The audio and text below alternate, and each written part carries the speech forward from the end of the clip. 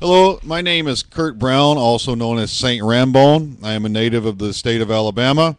I am urging young people to beware. I was forcibly injected, forced experiments, after working at the federal government. They also did forced injections and forced experiments on other veterans. This is proven in Los Angeles VA, Westwood in 1999. They were told to stop doing this. I parked on VA property in 2001. I was moving from Alabama, fleeing from the now terminated Sheriff Jack Tillman and the fascist regime in power in Alabama. When I stopped at Los Angeles VA, the government took me into a back room, and I was compliant, and they forcibly injected me, and they basically put me through torment and terror for many years. I was forcibly injected again in 2004 and knocked unconscious. I do not know what they did with me. I encourage you to look for a dual citizenship in another nation. The United States is not what it was. If you're from Alabama and if you're from the poor, regardless if you are black or if you are white or if you think you're some point in between, if you're from the poor, you are nothing to them. I am nothing to them. You can see it on my videos, the way they treat me in my own government. They come to my home after I was trying to film at the Mobile, Alabama City Council meeting. Outside, they will not allow me in. They come to my home and harass my family at their place of work. It is my hope that you young people will look overseas, get yourself dual citizenships, and realize that you are the dogs to those people. We are treated like dogs. I hope that regime is removed. I hope you have enough sense to listen to me and not serve in that military.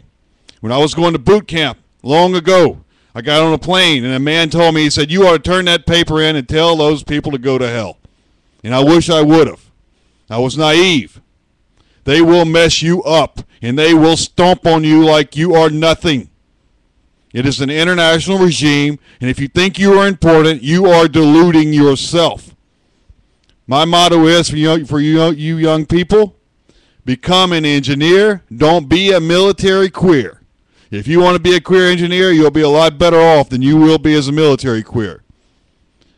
I know that they did forced experiments on Navy sailors in Vietnam. They sprayed their ships with Agent Orange, had them stand outside.